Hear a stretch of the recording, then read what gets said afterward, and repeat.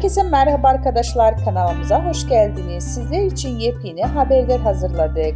Bergüzar Korel'den sabah sürprizi, çocukların masum soruları sanal medyaya ilgi odağı oldu. Ünlü oyuncu Bergüzar Korel Instagram hesabından yaptığı paylaşımlar takipçilerin hem güldürdü hem de duygulandırdı. Samimi bir anını aktaran Korel paylaşımına şunu düştü. Provasız bu cumartesi uyumayı hayal ederken 7:20'de maruz kaldığım sorular. Korel'in hikayesinde sabahın erken saatlerinde çocukların yönelik içten ve masum sorulara verdiği eğlenceli tepkiler yer aldı. İşte o soruların bazıları. Anne, yağmur ne zaman duracak? Anne, gökkuşağı çıkacak mı? Anne, cumartesi sonra pazar geliyorsa pazartesi okul mu var demek? Anne, okula gitmek istemiyorum gibi sorularda bulundu.